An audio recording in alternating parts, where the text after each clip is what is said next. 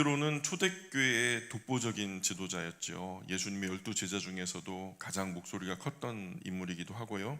그래서 기독교 박해가 본격적으로 시작됐을 때 제일 먼저 기독교 안에 있는 지도자들이 잡혀가는 것은 자명한 일이었죠. 당연히 베드로도 아마도 내가 곧 순교하게 되지 않을까 이런 예상을 했을 겁니다. 그래서 자기가 떠난 후에 남겨질 교회, 내가 없으면 이 교회들은 어떡하나 라는 염려가 있었을 것이고, 그런 염려 끝에 진실한 마음과 또 신앙의 중요한 조언을 담아서 베드로 전서를 기록한 것이죠.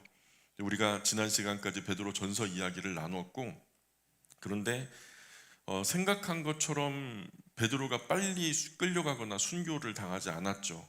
자기에게 주어진 시간이 조금은 더 있구나라는 생각을 하니까 아직 못다한 말들이 생각났고, 그 남은 이야기들을 엮어서 베드로 후서라고 하는 편지로 이렇게 기록을 합니다. 베드로 후서는 사도 베드로의 유언과도 같은 편지입니다. 전서도 마찬가지였지만 베드로 후서도 마지막 내가 죽기 전에 사랑하는 이들에게 남겨야 할 중요한 메시지를 담고 있는 유언과도 같은 편지죠. 얼마 전에 우리가 봤던 디모데 후서도 바울의 마지막 그 생애에 남겨진 사람들에게 전하는 가장 중요한 메시지를 담고 있었으니, 디모데 후서도 사도 바울의 유언과도 같은 편지죠. 그리고 이제 다음 달에 우리가 이제 베드로 후서를 마무리하면 사도 요한의 유언과도 같은 편지를 만나게 됩니다. 성경, 원래 성경을 뜻하는 올드 테스트먼트, 뉴 테스트먼트 그러잖아요. 테스트먼트라는 말이요, 원래는 라틴어에서 기원했는데, 라틴어에서 이 테스트먼트라는 단어를 찾아보면 유언장이라고 되어 있습니다. 유언장, 원래 유언이에요. 그래서 그 의미가 나중에 확장되어서 증거라든지 내가 믿는 신념을 선포하다, 뭐 이런 의미로, 그래서 신약 성경, 구약 성경이 그렇게 나중에 의미로 발전하게 됩니다. 이런 의미에서 성경 안에는 예수님의 유언도 있고, 그렇죠? 예수님이 이 땅 위에 계시는 동안 마지막 사랑하는 제자들과 그를 따르는 많은 사람들에게 하신 유언도 있고, 바울, 또 베드로, 요한, 우리가 지금 이제 구약 성경 안에서도 모세의 유언도 함께 보고 있는데, 그 외에 많은 하나님의 사람의 유언이 이 성경 안에 담겨 있습니다. 성경을 경건한 여러 신앙 선배의 유언이라는 마음으로 한번 생각해 본다면, 우리가 성경을 읽을 때 좀 가볍지 않죠. 조금 더 진지하고 무게 있는 마음으로 이 말씀을 볼 수 있으리라 생각합니다. 사실 죽기 전에 가장 중요하다고 생각하는 말을 남기죠. 뭐 허튼 말 안 합니다. 농담도 안 해요. 죽기 전에 내가 마지막 기력을 짜내서 무언가 말을 해야 한다면 그 유언에는 군더더기가 없어요. 그래서 베드로 후서는 죽음을 앞둔 사도가 교회에 반드시 기억하라고 남긴 핵심 메시지와 같은 유언이다라고 생각하시면 좋겠습니다. 지난 시간 우리가 이제 앞서 베드로 전서를 통해서 이 땅 위에 나그네 된 그리스도인의 삶을 배웠죠. 그 베드로 전서의 핵심을 한마디로 요약하자면 뭐였는지 기억나십니까? 고난 가운데서도 소망 잃지 말아라, 이런 말씀이에요. 고난 가운데서도 소망 잃지 말아라. 먼저 정체성을 일깨워주고, 우리가 가진 참된 소망의 귀한 것들을 일깨워주고, 그래서 이 땅뿐만 아니라 하나님의 나라의 내세의 참된 소망을 가지고 지금 우리에게 오는 고난을 이상하게 여기지 말고, 그래서 그리스도인은 원래 이 세상에서는 환영받는 존재가 아니다. 이 세상이 불편한 존재다. 세상 사람들도 우리를 불편하지만 우리도 세상이 참 불편한 관계예요.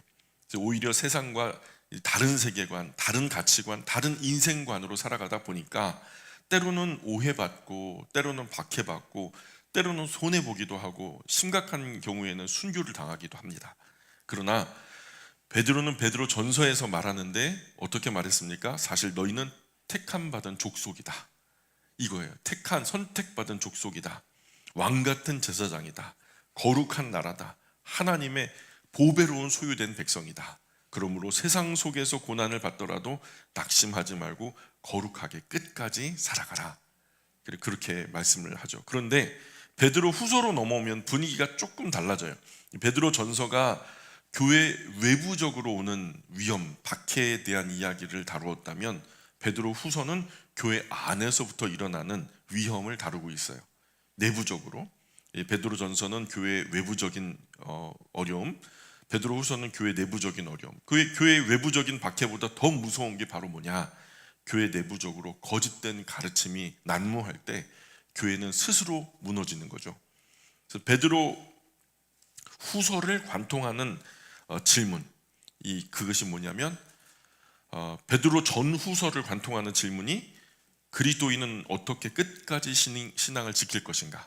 베드로 전서 같은 경우에는 어떻게 끝까지 외부적인 그 어려움을 이겨내고 버티고 승리할 것인가? 또는 베드로 후서 같은 경우에는 교회 내부적인 어려움을 견뎌서 끝까지 승리할 것인가에 대한 이야기겠죠. 이 두 가지를 관통하는 이야기가 그리스도인은 어떻게 끝까지 신앙을 지킬 것인가? 외부적인 공격으로부터 내부적인 위험으로부터 우리는 어떻게 우리 신앙을 견고하게 지켜낼 수 있을까? 이것에 대한 훌륭한 해답을 찾으려면 우리는 성경 어디를 열어야 될까요? 베드로 전후서를 여시면 됩니다. 그 베드로 전후서가 우리에게 그에 대한 아주 훌륭한 답을 주고 있습니다. 자, 베드로 전서에서는 장차 나타날 영광의 소망을 붙들고 현재의 고난을 신앙 안에서 견뎌라 이렇게 말씀했죠. 우리가 이 세상에서 나그네 된 정체성 잃지 말고 구주 예수님 안에서 살아있는 참된 소망 붙들고 신앙의 참된 길을 걷다가 만나는 고난들을 이상하게 여기지 말고 이런 고난은 구주 예수님의 고난에 동참하는 것이므로 구주 예수님의 본을 따라 그분처럼 이 고난을 잘 견뎌내라, 그분처럼 이 고난을 이겨내라 라고 충고합니다. 그런데 베드로 후서에서는 거짓된 가르침이 가득한 마지막 때에 하나님 말씀 위에 굳게 서서 신앙 안에서 성장하라 이렇게 말해요. 그런 분별해야 되는 거죠. 거짓된 가르침을 분별해야 된다라고 충고하면서 쉽게 말해서 베드로 후서는 성장하는 신앙을 다루는 책이다. 우리가 성장해야 합니다라는 것을 이제 베드로 후서는 얘기하는 거죠. 오늘 본문이 그 출발점입니다. 첫 번째 이제 1절에 보니까 뭐라고 기록되고 있냐면 예수 그리스도의 종이며 사도인 시몬 베드로는 사람이 가지고 있는 신분 중에서 가장 낮은 신분이 종이죠. 종이에요. 종보다 낮은 신분은 없어요. 그런데 사람이 가질 수 있는 가장 높은 이름이 또 뭐냐면 우리가 신앙 안에서 보면 사도라는 이름이죠. 예수님 가장 가까이에서 예수님을 보필했던 사도라는 이름은 사람으로서는 가장 높여진 신분이라고 볼 수 있어요. 근데 그 본래 이름인 또 예수님을 만나기 전에는 그가 누구라고 불렸죠? 시몬이라고 불렸죠. 근데 예수님 만나고서 그를 너는 페트로스다, 난 반석이라 부르겠다. 그리고서 그 이후에는 계속 반석이라고 불렸죠. 베드로. 그러니까 지금 그 종이요 사도요 또 시몬이자 베드로는 자신을 이렇게 인식해요. 예수님 만나기 이전에 내가 어땠는지, 예수님 만난 이후에 어땠는지, 그리고 만난 이후에 내가 스스로 예수님의 종이 되었고 또 예수님은 나를 사도 삼아 주시니 나를 영광스러운 이름으로 얻게 하셨고 이런 정체성을 가지고 있으면서 우리 하나님과 구주 예수 그리스도의 의를 힘입어 동일하게 보배로운 믿음을 우리와 함께 받은 자들에게 편지하노니, 그러니까 지금 자기는 사도라는 거죠. 네, 예수님의 12명의 제자 중에 한 사람이고 그 중에서도 목소리가 제일 큰 사도인데 너희 신앙의 초짜들에게 내가 이렇게 높은 내가 편지를 한다 이런 교만이 아니라요. 뭐라고 써 있어요?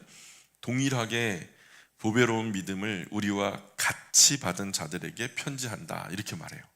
그러니까 베드로는 자신을 다른 그리스도인보다 신앙적으로 우월하고 위치적으로 우월하고 뭐 존재적으로 탁월하고 뭐 그렇게 높은 지대에서 낮은 지대로 종속적으로 대하지 않았어요. 동등한 입장에서 그리스도인 대 그리스도인으로 편지합니다. 나이 많은 할아버지가 오랜 세월을 사셨죠. 나름대로 사회에서는 어른이고요. 그런데 손주를 보면 경험도 없고 아직 글도 모르고 아무것도 몰라요. 그런데요, 그 할아버지와 그 손주가 눈높이를 같이 하고 1대1 인간 대 인간으로서의 관계가 동등해지면 그 관계를 뭐라고 말하냐면 인격적인 관계라고 해요. 등치가 나보다 막 5분의 1만큼 작기 때문에 뭐 5분의 1밖에 안 되는 게 아니라 뭐 어떤 놀이공원에 가면 어른은 한 몫을 받는데 애들은 2분의 1 값을 받더라고요. 그런 것처럼 너는 2분의 1 몫이고 나는 한 몫이다, 그런 게 아니라 너도 1이고 나도 1이다, 동등하다, 영적으로 우리는 1대1이다, 같은 눈높이를 갖는다면 우리 인격적인 관계가 되는 거예요.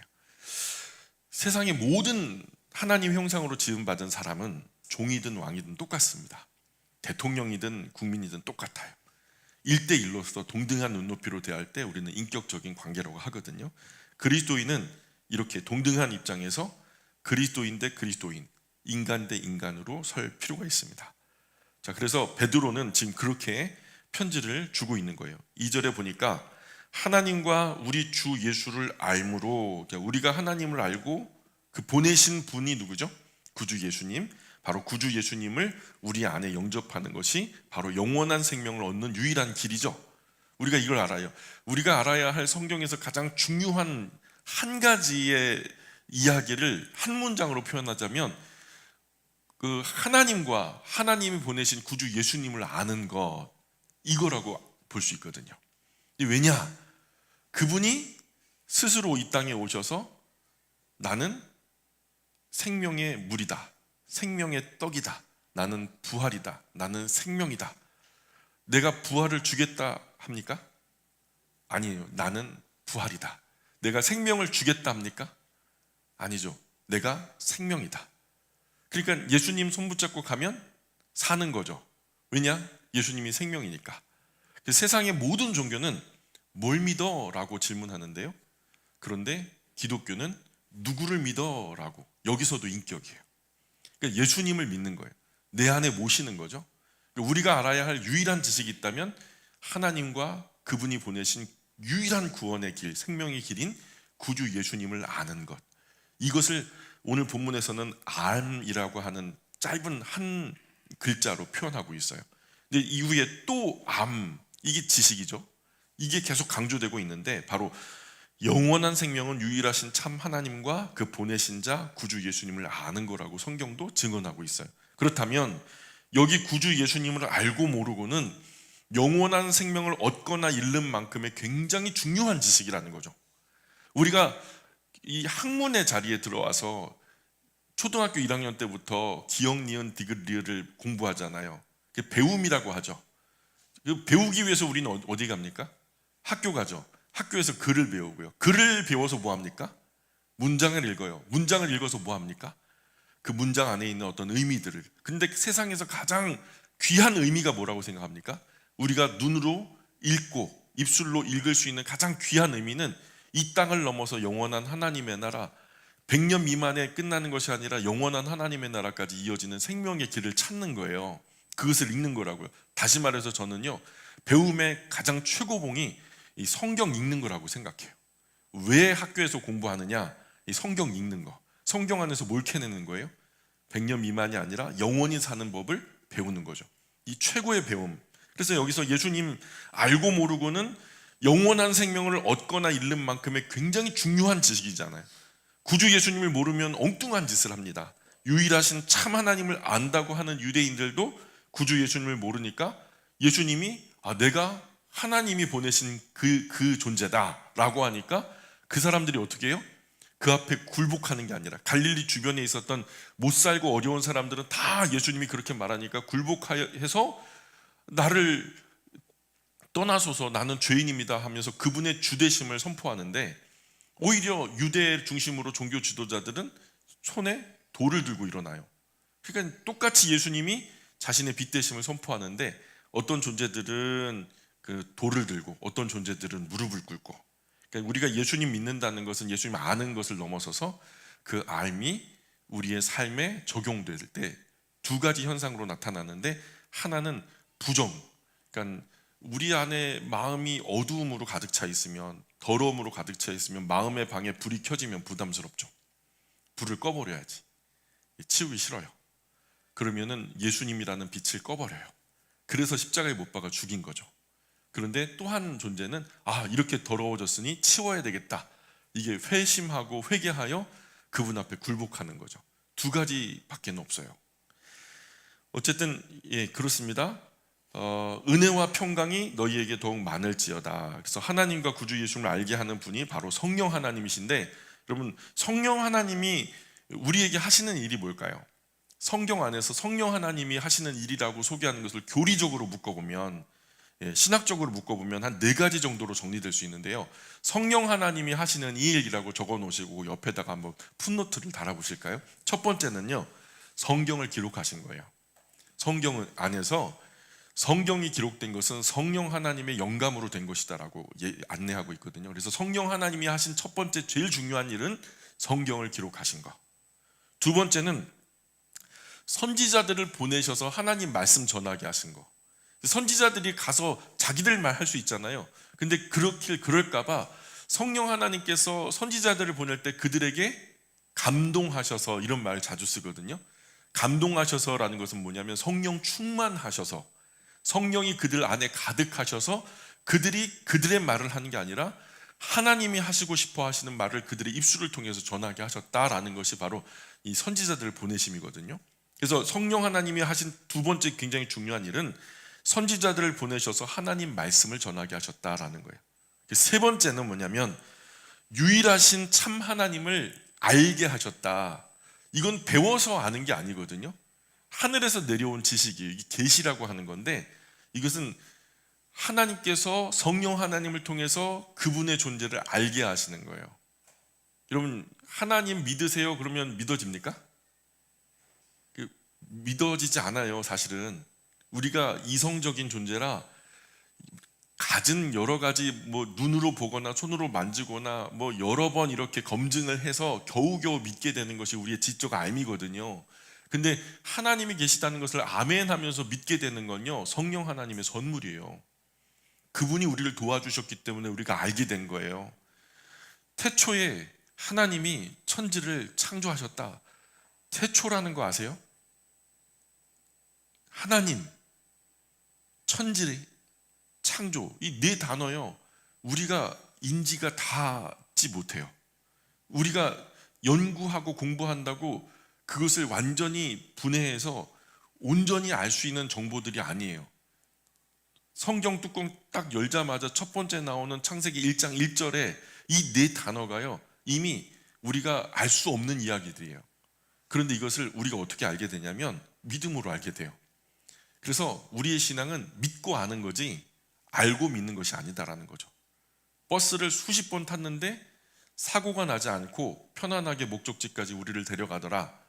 수십 번의 경험을 통해서 그 알을 통해서 우리가 믿게 되는 것은요, 지식적인 알미라는 거죠.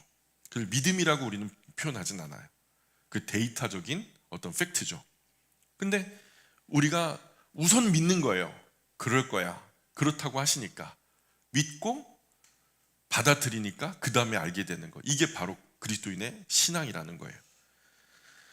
네 번째 성령 하나님이 하시는 것이 그 하나님께서 보내주신 구주 예수님을 알게 하시는 거예요. 그래서 성령 하나님이 하시는 가장 중요한 일 4가지가 바로 이거예요. 3절 우리 계속 읽어볼까요? 3절 시작. 능력으로 생명과 경건에 속한 모든 것을 우리에게 주셨으니 이는 자기의 영광과 덕으로서 우리를 부르신 이를 알므로 말미암음이라. 놀라운 선언으로 시작되죠. 그의 신기한 능력으로 생명과 경건에 속한 모든 것을 우리에게 주셨다. 여기다 주셨다 밑줄, 주셨다에다 밑줄. 여러분 성경책에 막 낙서하셔야 돼요. 주셨다. 주실 것이다? 아니죠? 주셨다. 하나님은 이미 필요한 것들을 우리에게 다 주셨다. 믿으십니까? 그러니까 하나님이 이미 다 주셨어요. 그러니까 우리는 주님 안에서 만족합니다. 여호와는 나의 목자시니 내게 부족함이 없습니다. 이게 하나님의 사람들의 공통된 고백이에요. 따라해 볼까요? 주님 안에서 만족하자. 주님 안에서 만족하자. 만족하셔야 돼요. 만족하셔야 돼요. 예. 어린아이는 자기 주머니에 뭐가 들어있는지 모르고 계속 달라 그래요. 엄마 이것 줘 저것 줘 하면서 계속 달라 그래요. 근데 부모는요, 이미 필요한 것들을 아이가 메고 있는 그 유치원 가방에다 다 넣어놨어요. 그 가방만 열면 다 있거든요. 아이의 문제는 없는 것이 아니라 있다는 것을 모르는 거. 이미 엄마는 필요한 것을 그 가방에다 다 넣어놨어요. 예. 그런데 아이는 자기가 메고 있는 가방이 뭐가 있는지 모르는 거예요.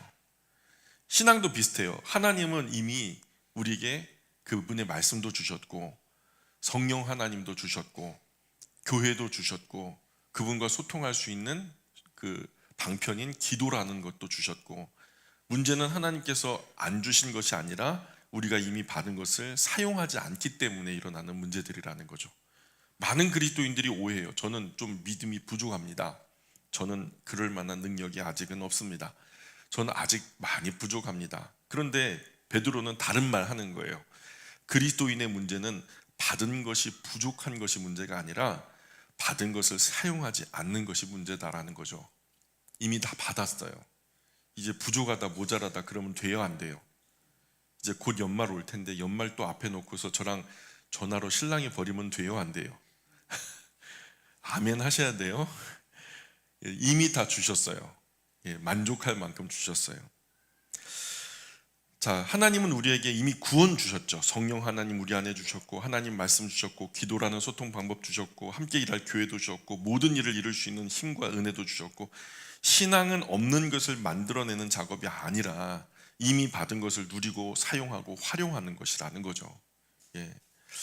우리를 부르신 이를 알므로 말미암아, 여기서도 알미 나오네요. 알에다가 동그라미 치시죠. 알. 2절에서도 주 예수를 알므로, 3절에서도 이를 알므로. 알미라는 말을 자주 쓰는데 알은 지식이죠. 그래서 그리스도인의 신앙에서 성경이 소개하는 영적인 세계에 대한 바른 인식, 바른 지식이 정말 중요해요. 이거 잘못 알아가지고 이단이 되고 사이비가 된단 말이죠. 얼마나 중요하냐? 천국과 지옥만큼 중요하다. 사망과 생명만큼 중요하다. 그래서 사실 이 공부의 최종 목적은 최고의 지식인 하나님 알기 위해서여야 한다. 하나님 알지 못하면 바른 지식에 서 있는 게 아니라는 거예요. 알미라는 거, 그 지식의 끝은 어디에 닿아야 하냐 하면 하나님과 그 보내신 분 구주 예수님을 아는 것까지 이르러야 된다. 그래서 사람의 최고의 지성은 곧 하나님을 인식하는 것이다. 세상에 수많은 학위 소지자들 있잖아요. 명문대를 나와서 막 학사가 있고 석사가 있고 박사가 있고, 박사학위도 또 여럿을 딴 사람이 있는데, 근데 그 박사학위 여럿 딴 사람이 하나님을 모른다면 그 지식은 꽝이에요. 사실은 영적으로 보면 꽝이에요. 왜냐하면 하나님을 모르잖아요. 그 지식의 최고봉이 하나님을 인지하는 거거든요. 그리고 그분이 보내신 구원의 길을 인지하는 거거든요. 그래서 우리는 배워요. 그래서 하나님과 보내신 그분 구주 예수님을 아는 것까지 이르러야 해요. 그래서 저와 여러분이 오늘 이것을 알고 있다면 이미 알아야 할 모든 것은 충분히 알고 있다. 믿으십니까? 더 크게 많이 알아야 된다. 그거 아니에요.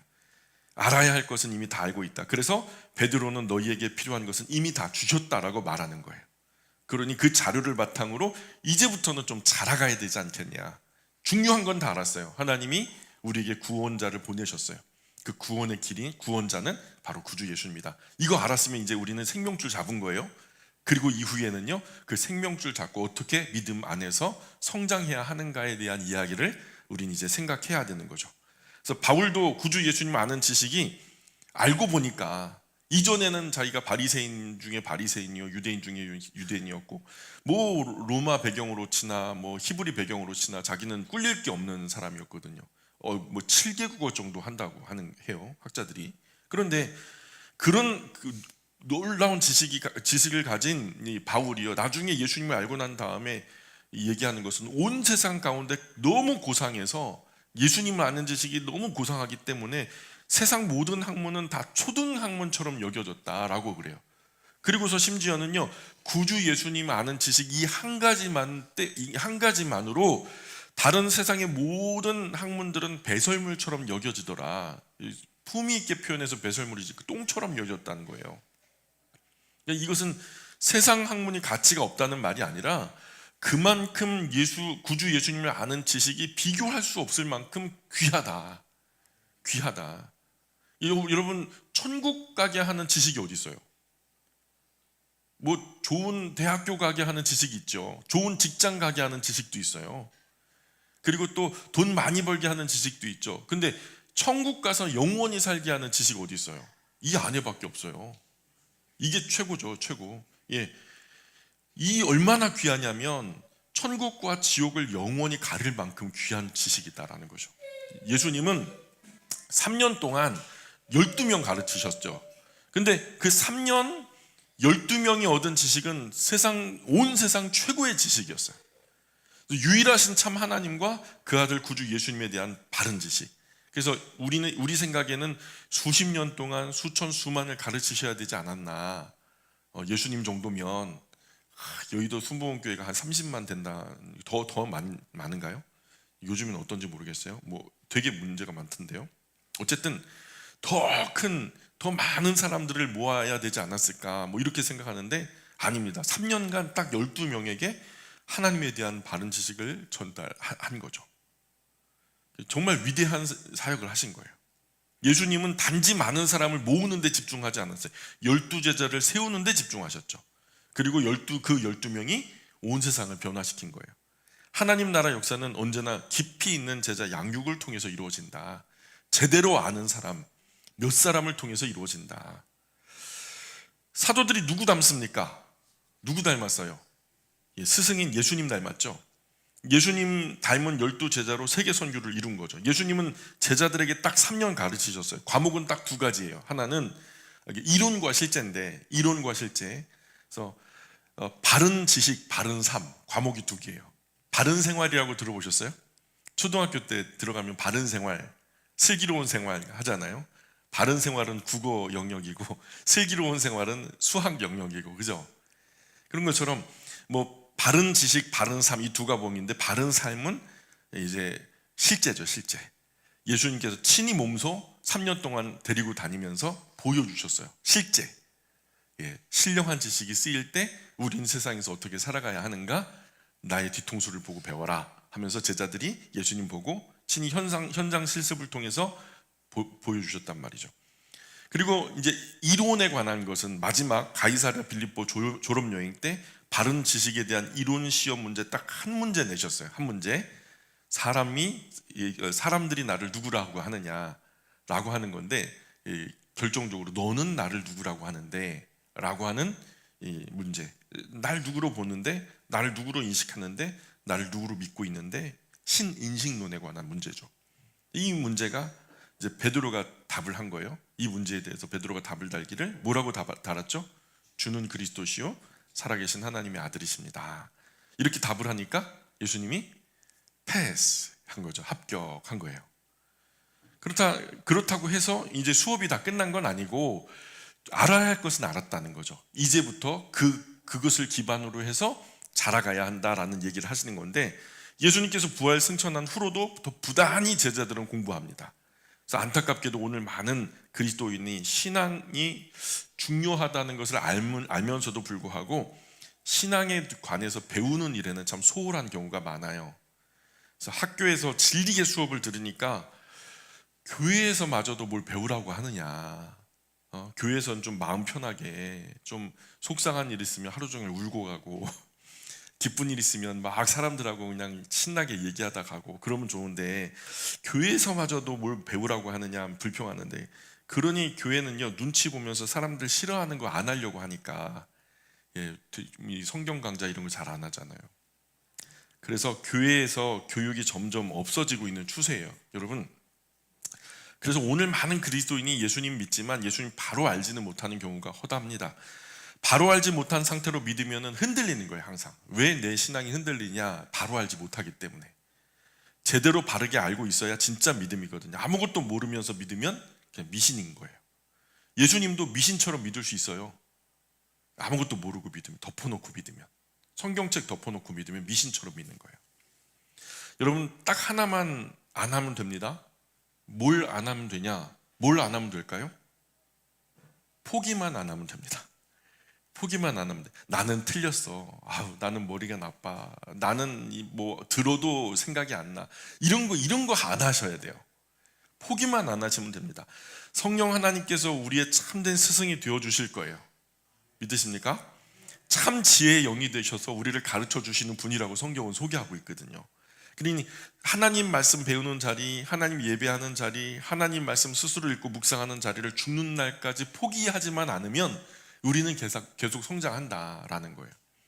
2절에서도 하나님과 우리 주 예수를 알므로, 3절에서도 우리를 부르신 이를 알므로 말미암음이라. 그리스도인에게 바른 지식이 정말 중요하다는 거죠. 베드로는 더 나아가서 말하기를 1장 4절 한번 읽어볼까요? 1장 4절 같이 읽습니다. 시작. 이로써 그 보배롭고 지극히 큰 약속을 우리에게 주사 이 약속으로 말미암아 너희가 정욕 때문에 세상에서 썩어질 것을 피하여 신성한 성품에 참여하는 자가 되게 하려 하셨느니라. 아멘. 성경 안에는 세 가지가 있어요. 하나는 약속이 있고, 또 하나는 명령이 있고, 또 하나는 예언이 있어요. 뭐가 있다고요? 첫 번째는 약속이 있고, 두 번째는 명령이 있고, 세 번째는 예언이 있다. 그런데 어떤 것은 예언임과 동시에 약속인 것도 있어요. 이로써 보배롭고 지극히 큰 약속을 우리에게 주셨다. 사실 우리가 하나님께로부터 받은 엄청난 유산은 약속입니다. 약속이에요. 사람이야 약속해 놓고 안 지키면 그만이죠. 근데 하나님은 자신이 하신 약속은 반드시 지키는 분이거든요. 일단 하나님께서 약속하셨다면 그거는 이루어진 거예요. 믿으십니까? 하나님이 약속하셨다면 그건 이루어진 거예요. 손에 10,000원 쥐고 있으면요, 현찰이죠. 이 10,000원 가지고 편의점 가면 10,000원어치 물건 살 수 있습니까? 없습니까? 있죠. 그러니까 가는 거예요. 예, 가서 사는 거예요. 그래서 이 10,000원을 손에 쥐고 있으면 편의점 물건이 눈앞에 아른아른 거리죠. 살 수 있다는 거죠. 하나님의 약속은 현찰 같아요. 여러분, 우리 IMF 때 약속 어음이라는 말이 있었잖아요. 다음 달 뭐 며칠이 되면은 여기에 적힌 금액을 지급하겠다라는 약속 어음. 근데 IMF 때 그게 시행되는 경우가 없었어요. 다 부도가 나면서 약속 어음이 종이 쪼가리가 됐죠. 그래서 약속 어음은 곧 부도수표, 이런 것이 우리 머릿속에 박혀 있는데, 사실은 약속된 어음은요, 현찰과도 같은 성격이에요. 그 발행인이 누구냐에 따라서 신빙성이 있고 없고 하는 거죠. 근데 그 발행인이 여호와 하나님이다. 그럼 믿을만 해요? 안 해요? 믿을만 하죠. 우리 윤태희 간사님한테 약속 어음이 있어요. 근데 발행인이 여호와 하나님이야. 그 약속 어음의 액면가가 얼마냐면 1,000억이에요. 그런데 5년 후에 주신대. 5년 후에 주신대. 어때요? 별로 좋아요? 별로 좋아요? 많이 좋아요? 많이 좋죠. 5년 후에 1,000억을 지급하겠다는 거예요. 약속 어음으로. 그러면 우리가 생각할 때 그 안에 일어나는 수많은 우여곡절이 있죠. 저 10만 원 가지고 째그락째그락 하고 말이야. 그리고 막 이거 더 달라 덜 달라 하고 말이야. 뭐 그 안에 뭐 여러 가지 우여곡절이 있을 거예요. 근데 5년 후에 1,000억 약속 오음을 손에 쥐고 있는 사람은요, 그런 거 가지고 째그락거리지 않아요. 여기 보세요. 이 약속으로 말미암아 너희가 정욕 때문에 세상에서 썩어질 것을 피하여 신성한 성품에 참여하는 자가 되게 하려 하셨느니라. 이게 뭐냐면, 여러분, 이 땅 위 100년 미만의 이 작은 것들에 연연해하면서 여기서 막 그냥 아웅다웅 그러는 거 하나님이 별로 보고 싶지 않아요. 하나님 닮은 하나님의 자녀, 신의 성품에 참여한 자라는 게 고상한 말로 표현돼가지고 좀 어렵게 느껴지죠. 그냥 하나님 닮은 자녀처럼 하나님의 사람으로, 예수님 닮은 하나님의 사람으로 살아가게 하셨다, 이런 얘기예요. 그래서 우리가 세상에 썩어질 것을 피해서 신성한 성품에 참여하는 자가 되게 하려 하셨다. 여행 가는 사람이 비행기 표를 손에 쥐고 있으면 마음이 달라요. 왜냐하면 아직 출발하지 않았어도 이미 목적지가 정해져 있으니까. 분명히 나는 조금 시간 지나면은 그 여행 목적지에 가다 있을 거니까. 마찬가지로 그리스도인은 아직 천국에 도착하지 않았지만 하나님 약속을 받았기에 이미 방향이 정해진 사람들이다. 짧은 이 생 끝나면 약속하신 그 나라를 상속받는다. 우리에게 약속된 것이 너무 크고 귀한 것입니다. 그러니 우리는 세상 사람들이 가진 것 못 가져도 사실 괜찮아요. 이 100년 짧은 미만에, 이 짧은 시간에 남들 가졌다고 그걸 다 가지려고 하면 돼요, 안 돼요? 그리스도인들은 그런 썩어질 것들에 자꾸만 연연해 하면 된다, 안 된다? 못 가져도 괜찮다. 따라해볼까요? 못 가져도 괜찮다. 아멘입니까? 도저히 포기 못 하겠어요? 거기 못 가도 괜찮다 해볼까요? 시작. 거기 꼭 가야 되겠어요? 죽기 전에 거기 꼭 가봐야 됩니까? 그거 꼭 해봐야 돼요? 못 해봐도 괜찮아요. 그리스도인은 우리는 세상 사람들이 가진 것, 또 해본 것, 또 가본 것 다 그들 따라 하려고 하면 안 돼요. 인스타그램 보면 안 된다니까. 정신 건강이 안 좋아요. 그분들도 평생에 몇 번 가본 거야. 평생에 몇 년 만에 한 번 가본 거. 근데 인스타그램 보면은요, 전부 다 각 사람들이 매일 거기 다니는 것처럼 여겨지죠. 참 되게 안 좋아요. 욕심 내봐야 가지지도 못할 것은 포기할 줄도 알아야 되는 거죠. 더 큰 것을 가지고 있는 5년 후에 1천억이다. 그런 것처럼 우리 인생 끝에 1천억이 뭡니까? 하나님의 나라가 준비되어 있는데, 저도 해보고 싶은 일이 많아요. 산을 사가지고 나무도 심고, 그죠? 그 나무도 있고 오두막 집도 짓고 싶고, 그 텃밭 만들어갖고 텃밭 채소도 갖고 먹고 싶고, 그죠? 우리 영광 가족들 오면은 막 그냥 아이들 풀어놓고 놀라고 뱃만 만지지 마라. 막 풀어놓고 싶고, 얼마나 좋아요. 숲길 산책하면서 도란도란 사는 이야기도 하고 쉬고 싶고. 자, 여러분, 그런데 그런 그 모든 것들을 다 누리지 못한다고 해서 사실 아쉽지는 않아요. 아쉽지는 않아요. 하나님께서 약속하신 것이 훨씬 크기 때문에, 서로 하나님이 큰 은혜 주셔서 그런 기회가 저에게 주어진다면 거절하진 않을 거예요. 감사하게 받긴 하겠지만, 그러나 못 가진다고 해도, 못 누린다고 해도 하나도 아쉽거나 부럽거나 하지 않아요. 초대교회 그리스도인들이 고난을 견딜 수 있었던 비결은 인내심이 남달라서가 아니라 그들이 가진 소망이 우리보다 훨씬 더 선명했기 때문에, 천국의 소망이 흐려질수록 세상이 자꾸만 친구처럼 다가옵니다. 천국의 소망이 진해지면요, 세상 것은요 썩어질 것들로 보이기 시작해요. 그들의 눈이 현실보다 하나님 약속, 그 소망에 가닿아 있었기 때문에, 하나님께서 장차 주실 영광과 그 기업이 너무 크고 확실했기 때문에 이 세상에 썩어질 것들을 다 누리지 못한다고 해서 안달복달하거나 낙심하지 않았다는 거죠. 그들은 이 땅 위의 복을 위해서 현재를 사는 사람들이 아니라 미래에 약속된 복을 위해서 지금을 소망으로 살아내는 사람들이었다라는 거죠. 그래서 그 어떤 고난도 견딜 수 있었고, 막대한 손해도 감수할 수 있었고, 신앙을 끝까지 지키다가 순교할 수 있었던 이유도 바로 여기에 있었다. 신성한 성품에 참여하는 자가 되게 하려 하셨느니라. 그래서 세상과 세상에 있는 것들을 사랑하고 탐닉하면 영적으로 성장이 멈춰요. 자꾸 세상 사람들이 하는 거 따라가려고 하면 영적으로 안 자라요. 세상의 욕심에 사로잡히고 끌려다니는 사람은 성화의 단계를 못 올라가요. 신앙의 성장은 세상으로부터 도피하는 것이 아니라 세상 유혹과 욕심으로부터 자유로워지는 데 있거든요. 진리를 알게 되면 그 진리가 너를 자유롭게 한다라고 하니까요, 예수님이. 베드로가 유언처럼 강조하는 핵심이 이거예요. 거듭남은 출발일 뿐이고, 여러분 믿음이죠, 믿음. 여러분 예수님 믿습니까? 그 믿음은 끝난 거예요? 믿음은 시작인 거죠. 시작인 거예요. 우리 사랑하는 남녀가 만나서 서로 믿어요. 나 너에게 남은 평생을 줄 거야. 나도 너한테 남은 평생 줄게. 그래가지고 뭐 해요?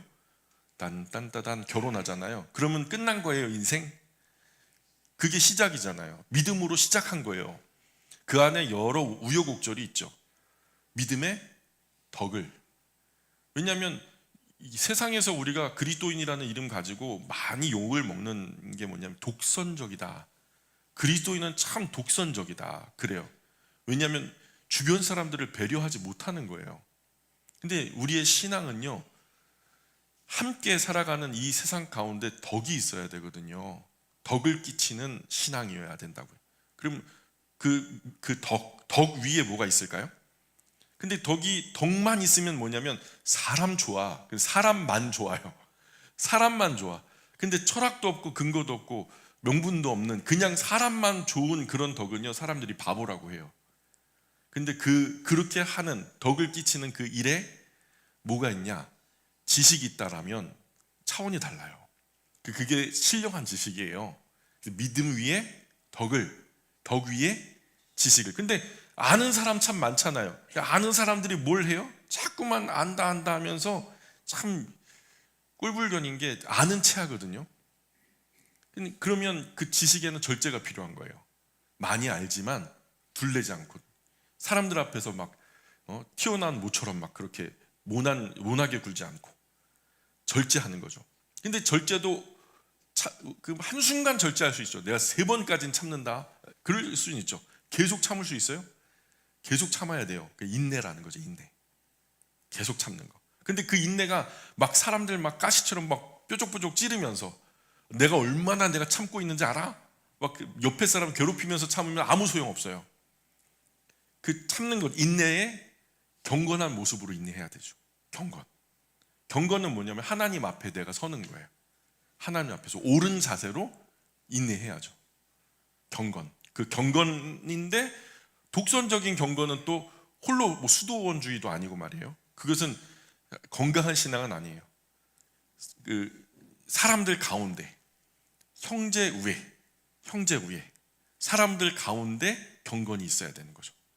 우리가 뭐 산속에 들어가서 경건하면 그 경건입니까?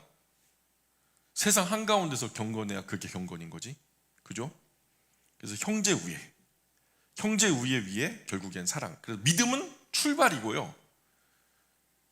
출발이고 믿음으로 출발해서 어디까지 가닿아야 돼요? 목적지는 사랑인 거죠. 사랑까지 가닿아야 돼요. 자, 한번 해볼까요? 이거 외우셔야 돼요. 자, 출발합니다. 신의 성품에 참여한 자가 돼야 돼요. 그게 뭐냐면 하나님 닮은 사람이 돼야 된다는 거죠. 구주 예수님을 닮은 사람이 돼야 된다라는 그런 얘기를 하는데, 구주 예수님을 닮은 사람이 바로 누구냐? 바로 여기서 8가지 덕목을 단계로 밟아가는 사람. 믿음으로 출발해서 사랑으로 완성되는 사람. 자, 출발합니다. 처음에는 뭘로 시작해요? 믿음. 독선적인 믿음 안 되니까 뭐가 꼭 그 위에 있어야 돼요? 덕이 있어야 된다. 덕만 있으면 사람 좋다는 말만 듣잖아요. 꼭 그것을 받침하는 지식이 있어야 된다. 그 지식에는 근데 혼자 잘난 척하면 안 되니까 절제가 있어야 된다. 절제를 하는데 그게 절제가 그냥 한 번, 2번 절제하는 게 아니라 계속 절제해야 되니까 인내가 필요하죠. 자, 인내. 근데 그 인내가 뾰족한 모습으로 견디는 거 아니죠. 옳은 모습으로 견뎌야 되니까 경건한 모습이 필요하다. 경건. 그다음에 그 경건은 홀로 산속에서 경건한 게 아니라 관계 속에서 형제 우애. 그다음에 마지막에 그 모든 것 위에 사랑을 더해라. 자, 8가지인데 한번 외워볼까요? 자, 첫 번째, 여러분 손가락 펴세요. 예, 아주 1차원적인 게 가장 효과가 있어요. 자, 믿음. 여러분이 한번 보세요. 첫 번째 뭐예요? 2번째는, 그 다음에 3번째는 지식, 그 다음에는 절제, 그 다음 인내, 그 다음 다음, 그 다음 잘하셨습니다. 다음 주에 시험 봅니다. 어렵지 않죠? 그래서 우리도 참 그래요. 내가 사장님이고 직원 고용해서 일을 시킨다면 내 마음처럼 일할 수 있는 사람 만들어가지고 일 시키잖아요. 내가 일 시켰는데 엉뚱하게 해놓으면 어떡해요? 그러니까 내가 하는 것처럼 해야 돼 하면서 처음에는 일을 가르칠 거 아닙니까? 하나님도 마찬가지예요. 영원한 그분의 나라를 이루어감에 있어서, 운용함에 있어서도요, 그분 닮은 인재로 함께 일하고 싶어요. 그분은 동역하고 싶거든요. 그러니까 그분과 성품이 같았으면 좋겠어. 그분과 함께 동역하기 위해서 그분과 성품이 같았으면 좋겠어. 그게 신의 성품에 참여한 자가 바로 그런 의미예요. 그래서 교회에 중요한 사명 분명하죠. 먼저 복음 전해서 사람들을 구주 예수님께 인도하고 그들 거듭나서 하나님 말씀으로 양육되고 성장 성화를 이루도록 돕는 거, 하나님 말씀 위에 하나님의 사람 세우는 거, 이게 우리 교회의 목적이에요. 여러분도 이 교회 다니는 동안 계속해서 예수님 닮아가시기를 주님의 이름으로 축복합니다. 기도하겠습니다. 존귀하신 아버지 하나님, 오늘 베드로 권면을 통해 저희에게 이미 생명과 경건에 속한 모든 것들을 주셨음을 배우게 하여 주시니 고맙습니다. 저희는 늘 부족한 것만 바라보며 살아왔습니다.